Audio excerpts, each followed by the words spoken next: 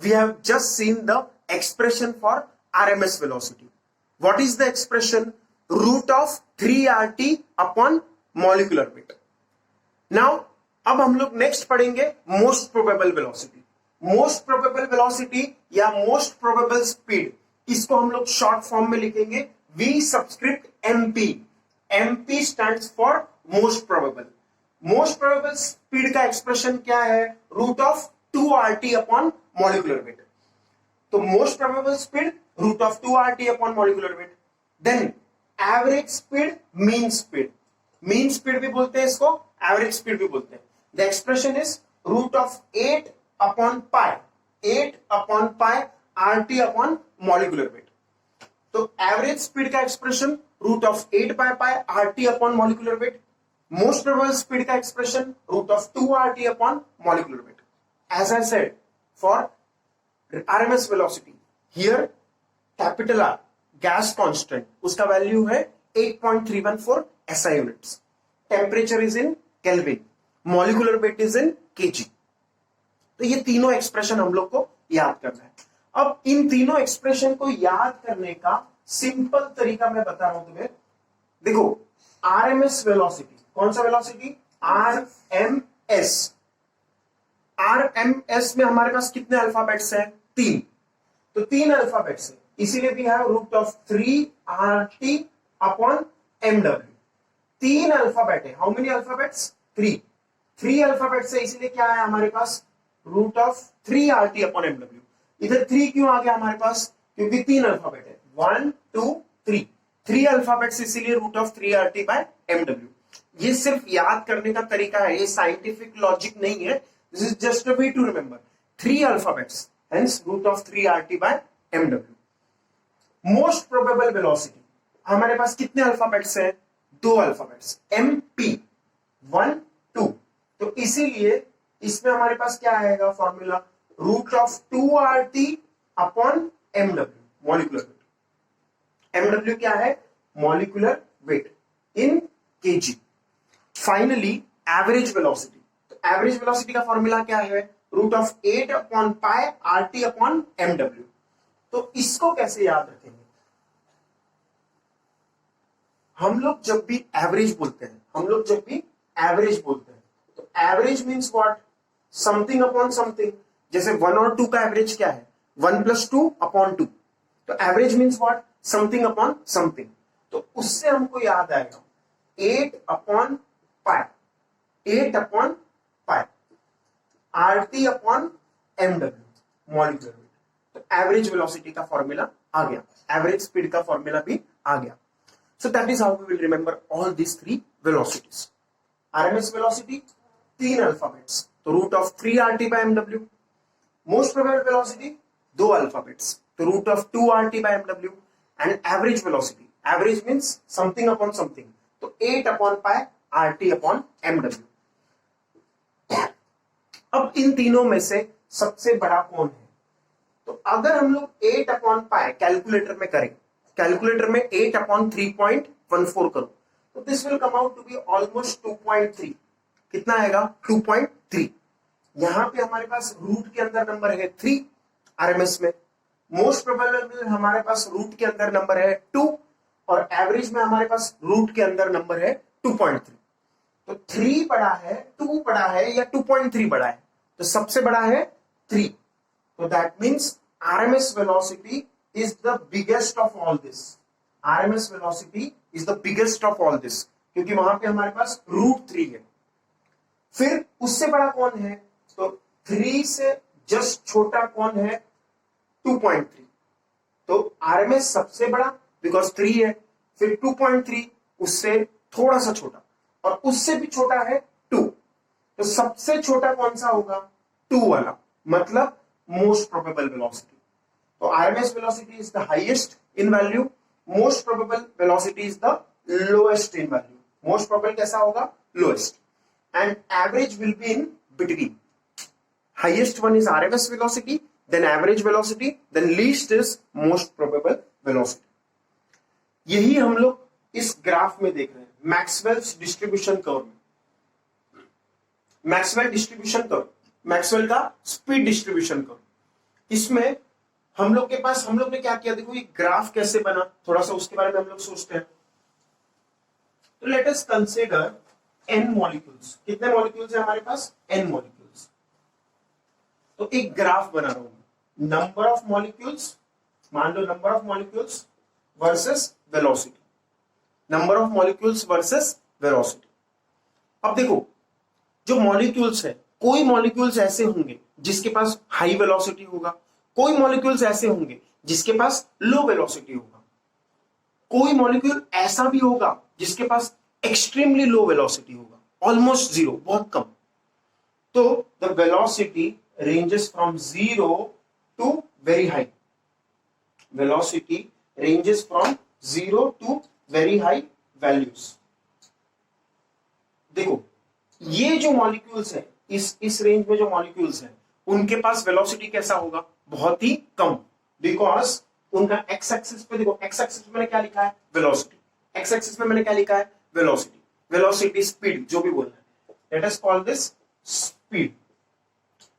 And Y axis में मैंने क्या लिखा? Number of molecules, number of molecules. तो there are very few molecules which have very small velocities। देखो यहां पे velocity speed कैसा होगा? बहुत ही कम। तो few molecules have extremely small velocities, extremely small, and most of the molecules, what we can say is most of the molecules, क्योंकि देखो ये जो पीक है इसके करस्पॉन्डिंग कुछ तो नंबर होगा, लेट अस से n1 बोल दिया, n1 मॉलिक्यूल्स होंगे, n1 मॉलिक्यूल्स का कुछ तो वेलोसिटी होगा और ये सबसे ज्यादा वेलोसिटी पाया जाएगा। Hence I have written this word VMP। MP मतलब मोस्ट प्रोबेबल। अगर कोई भी मॉलिक्यूल हो, मान लो ये स्पीड का वैल्यू है कुछ तो वैल्यू ले लो, मान लो 100 मीटर पर सेकंड, मान लो कितना मैंने मान लिया? 100 मीटर पर सेकंड। ये 100 मीटर पर सेकंड है, let us say the value of velocity is 100 metre per second. तो ये जो n1 मॉलिक्यूल्स होंगे उनके पास वेलोसिटी कितना होगा? 100 metre per second. n1 molecules होंगे उनके पास स्पीड कितना होगा? 100 मीटर पर सेकंड। तो अगर कोई भी मॉलिक्यूल लिया मैंने इन जनरल, मान लो 10,000 मॉलिक्यूल है, 10,000 मॉलिक्यूल में से what is the most probable velocity? कौन से मॉलिक्यूल के पास कितना वेलोसिटी होगा? अगर मुझे तुक्का लगाना है तो what I will say is 100, क्योंकि इस ग्राफ में हमें दिखाई दे रहा है 100 वाले सबसे ज्यादा मॉलिक्यूल्स है। देखो वाई एक्सिस पे नंबर ऑफ मॉलिक्यूल्स है, 100 वेलोसिटी वाले मॉलिक्यूल्स बहुत सारे हैं, तो that is the most probable velocity. और मोस्ट प्रोबेबल वेलोसिटी हम लोग ने ग्राफ अभी जो वैल्यू देखा, मोस्ट प्रोबेबल वेलोसिटी में हमारे पास क्या था? Root of 2RT by mw। उससे ज्यादा हमारे पास था एवरेज वेलोसिटी का, root of 8 by pi which is 2.3, and उससे भी ज्यादा था आरएमएस का। तो मोस्ट प्रोबेबल वेलोसिटी से ज्यादा कौन होगा? एवरेज वेलोसिटी, और उससे भी ज्यादा कौन होगा? RMS velocity. तो आरएमएस वेलोसिटी सबसे आगे, फिर एवरेज, फिर most probable, and this most probable corresponds to the peak. इसको हम लोग dn by dv अगर ले y एक्सिस पे, number of molecules with velocity between v and v plus dv, dn by dv लिखा तो what does dn by dv मीन? dn by dv means dn is the number of molecules. dn क्या है? Number of molecules with velocity in the range of values v and v plus dv।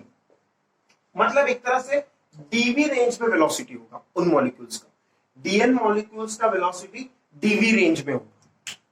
तो अगर हम लोग dn by dv का graph भी बनाया, dn by dv, dn upon dv, तो भी this graph looks same itself. ये ग्राफ एक पर्टिकुलर टेम्परेचर पे है, लेट अस से सम टेम्परेचर 20 डिग्री सेल्सियस, इसको केल्विन में कन्वर्ट कर लेंगे। अब 20 के बदले मान लो गैस का टेम्परेचर मैंने 30 डिग्री कर दिया या 40 डिग्री कर दिया गर्म करके, तो what we see is this peak shift towards left. ये पीक जो है वो लेफ्ट की तरफ शिफ्ट हो जाता है, पीक शिफ्ट टुवर्ड्स लेफ्ट। तो यही ग्राफ मैंने यहां पे बनाया मैक्सवेल्स स्पीड डिस्ट्रीब्यूशन पर। सबसे ज्यादा वेलोसिटी आरएमएस, उससे कम एवरेज, उससे भी कम most probable. Most probable velocity की corresponding maximum number of molecules होंगे। वाई एक्सिस में I am taking dn upon dv, where dn upon dv, in this dn means number of molecules in the range between velocity range v and v plus dv, and x axis में हमारे पास है speed velocity, तो this is the graph which we as temperature increases the peak of the graph shifts towards the left side. अगर temperature बढ़ा दिया तो ऐसा graph बनेगा, पीक कहां होगा, लेफ्ट साइड में शिफ्ट होगा। This is Maxwell speed distribution curve. Now coming to our next topic which is translational kinetic energy. कौन सा, ट्रांसलेशनल काइनेटिक एनर्जी। तो ट्रांसलेशनल काइनेटिक एनर्जी का हम लोग ने मतलब समझना है। ट्रांसलेशनल मोशन मतलब लीनियर मोशन। ट्रांसलेशन मोशन का मतलब क्या है, लीनियर मोशन। देखो अगर ये मार्कर को, अगर एग्जांपल के लिए मार्कर को मैं ऐसे सीधा आके लेके जाऊं, मार्कर को मैं क्या करूं, सीधा आके लेके जाऊं, तो दिस इज ट्रांसलेशन मोशन। कौन सा मोशन है ये, ट्रांसलेशन मोशन, लीनियर मोशन। मान लो इस मार्कर को मैं गोल घुमाते घुमाते घुमाते घुमाते आगे लेके आऊं, तो this is translational motion plus rotational motion. Roll भी हो रहा है, ये मार्कर रोल भी हो रहा है, गोल गोल भी घूम रहा है। तो हम लोग जब ट्रांसलेशनल काइनेटिक एनर्जी का बात करते हैं मॉलिक्यूल का, तो हम लोग ये मॉलिक्यूल कंसिडर किया। मान लो suppose this is mono atomic atom, ये मोनो एटॉमिक है तो सिंगल एटम, तो ये एटम सीधा भी आगे आ सकता है, गोल घूमते घूमते भी आगे आ सकता है, गोल घूमते घूमते भी आगे आ सकता है। पर जब मैंने ट्रांसलेशनल काइनेटिक एनर्जी का बात किया तो व्हाट डज इट मीन, बिना घूमे ये सीधा आ रहा है, बिना घूमे ये कैसा आ रहा है, सीधा। I am not considering the rotational motion. ये बॉल रोटेट होते होते आगे आ रहा है, तो I am not considering the rotation, I am only considering the linear motion, translational motion. तो ये ट्रांसलेशनल काइनेटिक एनर्जी का वैल्यू क्या होगा, the kinetic energy due to linear motion. Rotational वाला यहां पे नहीं कंसिडर होगा। तो when we consider the final expression for translational kinetic energy half mc square, तो इसमें हम लोग को सिर्फ लीनियर मोशन वाला पार्ट मिलेगा। अगर ये आगे आते आते घूम भी रहा है तो वो हम लोग इस काइनेटिक एनर्जी के एक्सप्रेशन में इंक्लूड नहीं किया है। The rotational kinetic energy has not been included in this expression. This expression is only for the translational kinetic energy. The molecule गोल घूमते घूमते आगे आ भी रहा होगा, लेकिन हम लोग को इस फॉर्मूले से जो वैल्यू मिलेगा वो सिर्फ लीनियर मोशन के कारण होगा। Let us consider the expression for translational kinetic energy of a molecule. तो काइनेटिक एनर्जी देखो, अब हम लोग के पास एक डब्बा है, मान लो एक डब्बे में हमारे पास क्या है, गैस। एक डब्बा है उसमें गैस है, तो उसमें एक मॉलिक्यूल रहेगा या बहुत सारे मॉलिक्यूल होंगे। ऑफ कोर्स डब्बा है तो बहुत सारा मॉलिक्यूल होगा। तो एक मॉलिक्यूल या एक एटम, उसका काइनेटिक एनर्जी कितना है, हाफ एम v1 स्क्वायर। दूसरा एटम या मॉलिक्यूल, उसका काइनेटिक एनर्जी कितना है, हाफ एम v2 स्क्वायर। तीसरा एटम मॉलिक्यूल, उसका काइनेटिक एनर्जी कितना है, half M v3 square. And finally nth molecule का काइनेटिक एनर्जी कितना है, half M vn square. On the basis of assumptions of kinetic energy, kinetic theory of gases में हमारा assumption क्या था, all molecules have same mass, same size, same shape. तो इसीलिए मैंने सबका मास देखो m m m m लिया है, अलग अलग नहीं लिया है, m1 m2 m3 m4 नहीं लिया है, सबका मास मैंने क्या माना, m। वेलोसिटी अलग अलग है, v1 v2 v3 like this. तो ये हम लोग का फर्स्ट एक्सप्रेशन आ गया। Let us take this half m common. Half m मैंने क्या किया, कॉमन निकाला, तो what we are left with this v1 square plus v2 square plus v3 square dot dot dot vn square. तो ये आ गया। Now after this what we will do is multiply and divide by n। हम लोग multiply करेंगे, divide करेंगे, किससे, n से। तो n is the total number of molecules। तो n से मल्टीप्लाई किया, n से डिवाइड किया, then this expression what we get, ये जो हम लोग को मिला है यहां पे, ये क्या है, मीन स्क्वायर्ड वेलोसिटी। ये v1 square plus v2 square dot dot dot vn square upon n। ये तो हम लोग ने देखा हुआ एक्सप्रेशन। हम लोग का एक्सप्रेशन क्या था आरएमएस वेलोसिटी का, c is root of v1 square plus v2 square dot dot dot vn square upon n। ये c आरएमएस वेलोसिटी का वैल्यू था। अब इसको अगर हम लोग स्क्वायर करेंगे तो क्या आएगा, v1 square plus v2 square dot dot dot vn square upon n, ऐसा आ जाएगा। स्क्वायर करेंगे, let us square both sides, तो ये एक्सप्रेशन आएगा कि तो ये जो पूरा है, ये पूरा टर्म, इसको मैं क्या बोल दूंगा, इस पूरे स्टेप को मैं बोल दूंगा सी स्क्वायर, इसको मैं क्या बोल दूंगा, सी स्क्वायर। और small m into capital M, देखो स्मॉल m क्या है, मास of single molecule, capital M क्या है, total number of molecules. Mass of single molecule into total number of molecules, ये क्या देगा, total mass of gas. Mass of single molecule into total number of molecules, ये देगा total mass of gas. जैसे हमारे example में अगर हमारे पास एक डब्बे में 3 ही मॉलिक्यूल है, हर एक का मास मान लो 1 ग्राम है, तो टोटल वजन कितना होगा, 3 into 1 gram. Mass of each molecule which is 1 gram into total number of molecules which is 3, तो 3 इंटू 1 ग्राम, 3 ग्राम्स होगा टोटल। तो वैसे ही mass of each molecule small m into total number of molecules capital M, तो this will give the total mass capital M। तो ये हो गया। तो यही हम लोग यहां पे small m into capital N का वैल्यू अगले एक्सप्रेशन में रखेंगे। कहां पे, यहां पे। Let us see this expression, half as it is लिखा मैंने, small m into capital N को मैंने लिखा कैपिटल M, और ये जो है ये, इसको हम लोग क्या सब्सटीट्यूट कर सकते हैं, सी स्क्वायर। इसको मैं क्या लिखेगा, सी स्क्वायर, यहां पे लिखा हुआ है ना, सी स्क्वायर का वैल्यू कितना है, v1 square plus v2 square dot dot dot vn square upon n। इसको मैंने लिखा सी स्क्वायर, और small m into capital N को क्या लिखा, कैपिटल M। तो half m C square, half m square kinetic energy का एक्सप्रेशन आया। और ये कौन सा काइनेटिक एनर्जी है, translational kinetic energy, translational kinetic energy. तो ये एक्सप्रेशन आ गया। अब सी स्क्वायर का वैल्यू क्या होता है, सी स्क्वायर का वैल्यू होता है 3RT बाय mw, क्योंकि आरएमएस वेलोसिटी का क्या वैल्यू था, RMS velocity root of 3RT bye mw, ऐसा एक्सप्रेशन था कि। तो सी स्क्वायर कितना आएगा, 3RT अपॉन mw। तो ये एक्सप्रेशन, तो ये वैल्यू हम लोग ने इधर सब्सटीट्यूट किया। अभी 3/2 तो हम लोग ने कॉमन निकाल लिया, 3/2 हम लोग ने क्या किया, कॉमन निकाला। मास अपॉन मॉलिक्यूलर वेट, इसको मैंने एक साथ लिख दिया, मास अपॉन मॉलिक्यूलर वेट को मैंने एक साथ लिख दिया, क्योंकि वो नंबर ऑफ मोल्स होता है। नंबर ऑफ मोल्स का फॉर्मूला क्या था, मास अपॉन मॉलिक्यूलर वेट। तो ये फॉर्मूला हम लोग यूज करने वाले हैं, इसलिए मास अपॉन मॉलिक्यूलर वेट को मैंने एक साथ लिख दिया। फिर RT as it is, RT as it is. In the next step mass upon molecular weight को मैं क्या लिखेगा, नंबर ऑफ मोल्स। तो what will be our formula, 3/2 nRT।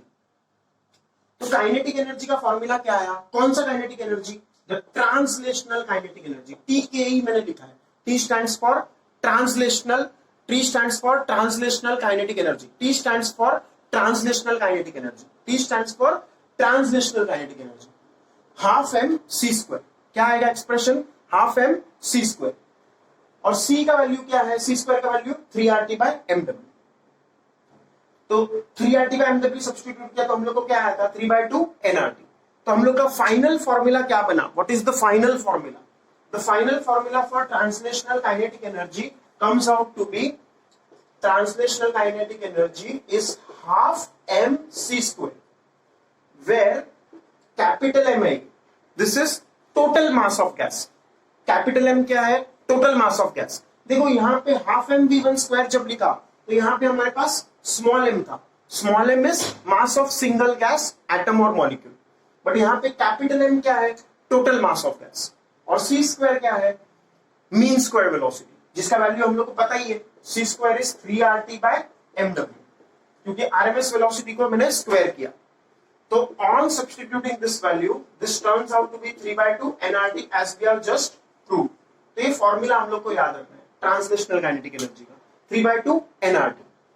अब ये जो ट्रांसलेशनल काइनेटिक एनर्जी है मॉलिक्यूल के पास या एटम के पास, पूरे गैस के पास, that itself is known as the internal energy. इसी को हम लोग क्या बोलते हैं, internal energy of mono atomic gas. कौन सा गैस, मोनो एटॉमिक गैस अगर है तो उसके लिए this is the internal energy.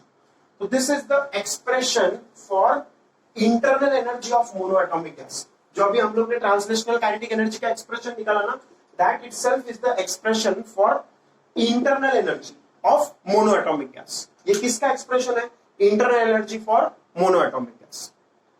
तो ऐसे हम लोग ये ट्रांसलेशनल काइनेटिक एनर्जी निकालेंगे और इसका यूज करेंगे। तो बेसिकली हम लोग को क्या याद रखना है फॉर्मूले में, that is what is the point here. ये पूरे एक्सप्रेशन या डेरिवेशन में हम लोग को मेन चीज क्या याद रखना है, So the things we have to remember, I will just revise here in a quick way. छोटा सा एक रिवीजन कर लेते हैं हम लोग. तो translational kinetic energy, this is the symbol. टीके ही लिख सकते हैं, काइनेटिक एनर्जी सिर्फ लिखा तो भी चलेगा. ट्रांसलेशनल काइनेटिक एनर्जी, इसका फॉर्मूला है half capital M into C square. ये हम लोग का फॉर्मूला है. Where capital M is total mass of the gas. क्या है ये? Total mass of gas, total gas का, एक मॉलिक्यूल का नहीं, सबका. सी स्क्वायर, सी स्क्वायर या सी पहले क्या है? सी इज आरएमएस स्पीड. सी क्या है? RMS speed. जिसका एक्सप्रेशन क्या था? जिसका एक्सप्रेशन है root of 3RT bye MW. कैसे याद किया था हम लोग ने? देखो 1 2 3 तीन अल्फाबेट से आरएमएस स्पीड में, तीन अल्फाबेट से, तो इसलिए यहां पे क्या आएगा? 3. Now let us substitute the value. Half M, C square क्या आएगा? देखो इसको स्क्वायर दो. C square is 3RT bye MW. Root हट जाएगा, रूट हट जाएगा, तो हम लोग का सी स्क्वायर क्या आ जाएगा? रूट हट के 3RT बाय MW. तो सी स्क्वायर का वैल्यू मैंने यहां सब्स्टिट्यूट किया 3RT बाय MW. अभी मास अपॉन मॉलिक्यूलर, देखो 3/2 मैंने साथ में ले लिया. क्या किया? 3/2 मैंने साथ में ले लिया. मास अपॉन मॉलिक्यूलर वेट, मास upon molecular weight into RT. अब तुम मुझे खुद बताओ मास अपॉन मॉलिक्यूलर वेट क्या होता है? Number of moles, mass upon molecular wait होता है. तो what is the final expression for translational kinetic energy? Translational kinetic energy का फाइनल एक्सप्रेशन क्या आएगा? हाफ mc स्क्वायर, इसको लिख सकते हैं 3/2 nRT. ये कैसे लिख दिया मैंने? क्योंकि मास अपॉन मॉलिक्यूलर वेट होता है number of moles. This is the final expression. लेकिन ये जो एक्सप्रेशन है, this translational kinetic energy expression itself is the internal energy of gas. क्या है ये? Internal energy, internal energy of mono atomic gas. कौन सा? Mono atomic gas. Mono atomic gas का इंटरनल एनर्जी होगा. तो हम लोग को क्या फॉर्मूला याद रखना है? Internal energy of gas which is equal to the translational kinetic energy of gas, which is equal to half mc square, which is equal to 3/2 nRT. ये एक्सप्रेशन ओवरऑल याद रखना है. Internal energy of gas, which is translational kinetic energy of gas, which is half mc square, which is 3/2 nRT. C का value कितना है यहाँ पे? Root of 3RT by MW. From the expression of translational RMS velocity, from the expression of RMS velocity. RMS velocity के expression से आएगा. और कैसे याद रखेंगे? RMS, तीन अल्फाबेट, इसलिए 3. This is overall that expression which we need to remember. अब ये किसके लिए निकाला हम लोग ने? As I told you, this is for mono atomic gas. ये किसके लिए निकाला हम लोग ने? Mono atomic gas. तो इंटरनल एनर्जी का एक्सप्रेशन जो हम लोग को याद रखना है, इंटरनल एनर्जी का एक्सप्रेशन, कौन सा एक्सप्रेशन याद रखना है इंटरनल एनर्जी का? Internal energy U is 3/2 nRT. ये किसके लिए? This is for mono atomic gas. किसके लिए? Mono atomic gas. और अगर मान लो डायटोमिक गैस है, कौन सा गैस है? डायटोमिक गैस, तो उसके लिए थोड़ा सा ज्यादा होता है ये. तो this comes out to be 5/2 nRT. ये किसके लिए? डायटोमिक, डायटोमिक गैस के लिए ऐसा होगा. क्यों होगा देखेंगे हम लोग, क्यों हो दैट विल सी. बट थोड़ा ज्यादा होगा क्योंकि डायटोमिक गैस में हम लोग रोटेशनल मोशन भी लेंगे. दैट वी विल सी, उसका डेरिवेशन हम लोग देखेंगे. फिर अगर ट्राइएटॉमिक गैस है तो 6/2 nRT भी हो सकता है. 6/2 nRT ये ट्राइएटॉमिक के लिए ऐसा भी हो सकता है, और 7/2 nRT भी हो सकता है. ट्राइएटॉमिक के लिए हमारे पास दो पॉसिबिलिटी, 6/2 nRT और 7/2 nRT. अब ये डिपेंड है कि ट्राइएटॉमिक है वो 3 एटम्स. ट्राइएटॉमिक में हमारे पास कितने एटम्स होंगे? 3 एटम्स. 3 एटम्स एक लाइन में भी हो सकते हैं. 3 एटम्स एक लाइन में भी हो सकते हैं. तीनों एटम एक सिंगल लाइन में लाई कर रहे हैं, तो लीनियर स्ट्रक्चर बनेगा. कैसा बनेगा? लीनियर. और 3 एटम्स एक लाइन में नहीं लाई कर रहे हैं. 3 एटम्स अलग अलग, मतलब एक सिंगल लाइन में नहीं है. They are in a single plane. तो in that case this will be non linear structure. कैसा है? Non linear. एक लीनियर पॉसिबल है, एक नॉन लीनियर पॉसिबल। तो लीनियर के लिए हमारा आंसर होगा 7/2 एनआरटी। लीनियर के लिए क्या आंसर होगा? 7/2 एनआरटी। और नॉन लीनियर के लिए हमारा आंसर क्या होगा ट्रायटॉमिक में? 6/2 एनआरटी। नॉन लीनियर के लिए 6/2 एनआरटी। एक लाइन में है तो लीनियर, तीनों एटम्स अगर एक ट्रायटॉमिक मींस 3 एटम्स, और तीनों एटम्स एक लाइन में है तो लीनियर। तीनों एटम्स एक लाइन में नहीं है then it is non linear. तो अगर लीनियर फैशन में अरेंज है तो 7/2 एनआरटी, नॉन लीनियर फैशन में अरेंज है तो 6/2 एनआरटी, और डायटोमिक के लिए 5/2 एनआरटी, और मोनोएटॉमिक के लिए 3/2 NRT. This values we should remember. Internal energy ये किसका है? ये किसका फॉर्मूला है sir? These are the formulas for internal energy of gas. Internal energy of gas. Monoatomic gas 3/2 NRT, diatomic gas 5/2 NRT, and triatomic gas 2 cases, non-linear 6/2 nRT, linear 7/2 nRT। ऐसा internal energy का formula है। अब ये diatomic में तुम सोच रहे होगे कि ज्यादा कैसे है, 5/2 nRT कैसे है? बिकॉज इस डायटोमिक गैस के पास ट्रांसलेशनल काइनेटिक एनर्जी भी है 3/2 nRT, plus rotational kinetic energy भी है। ये 5/2 nRT ज्यादा कैसे हो गया? क्योंकि जब डायटोमिक गैस है, मान लो एक एटम यहां पे है, एक एटम यहां पे है, 2 एटम्स है। मान लो मैंने एक एटम कहां पे रखा? एक एटम मैंने इस एंड पे रखा, यहां पे एक एटम मैंने इस एंड पे रखा, और दूसरा एटम मैंने कहां रखा? इस एंड पे। लेट अस से I consider next atom at this and, यहां पे। तो 2 एटम्स है मान लो हमारे पास। कितने एटम्स है? 2। एक एटम इस एंड पे और एक एटम उस एंड पे। तो ये लीनियर आते आते घूमते हुए भी आ सकता है आगे। देखो ये आगे तो आएगा ही, पर घूमते घूमते भी आगे आएगा। देखो इसमें क्या होगा? लीनियर मोशन भी होगा और साथ में रोटेशनल मोशन भी होगा। तो ट्रांसलेशनल काइनेटिक एनर्जी भी रहेगा, रोटेशनल काइनेटिक एनर्जी भी रहेगा। तो दोनों एनर्जी होने के कारण एनर्जी बढ़ जाएगा। तो कितना होगा? 5/2 एनआरटी। और सिमिलरली ट्रायटोमिक गैस भी ऐसा होगा। जब हमारे पास 3 गैस एटम्स है, 3 गैस, तो वो घूमते घूमते भी आ सकते हैं और सीधा लीनियर मोशन में भी आ सकते हैं। तो घूमते हुए आएंगे तो उनका एनर्जी ज्यादा होगा, इसीलिए एनर्जी कितना है? 6/2 एनआरटी, 7/2 एनआरटी। अब घूमते घूमते उनके पास और एक पॉसिबिलिटी है, वाइब्रेट होते होते हैं। घूमते घूमते दे कैन वाइब्रेट ऑल्सो। अगर वाइब्रेट होंगे तो हमारे पास और भी ज्यादा एनर्जी होगा, that we will have vibrational energy as well. कौन सा एनर्जी रहेगा? Vibrational energy. तो वाइब्रेशनल एनर्जी कंसिडर किया तो और भी ज्यादा वैल्यूज आ सकता है एनर्जी, और भी ज्यादा एनर्जी आ सकता है। 3/2 एनआरटी, 5/2 एनआरटी, इससे भी ज्यादा आ सकता है energy. But if we consider the vibrational energy as well, तो उसके लिए हम लोग को एक टॉपिक पढ़ना होगा which is degree of freedom. Degree of freedom. तो ये डिग्री ऑफ फ्रीडम में हम लोग गिनेंगे। डिग्री ऑफ फ्रीडम में हम लोग को समझ में आएगा कि यहाँ पे 5/2 एनआरटी क्यों आया, यहाँ पे 6/2 एनआरटी क्यों आया। That is what we will study. Degree of freedom, एक मॉलिक्यूल है उसके पास कितना डिग्री ऑफ फ्रीडम है।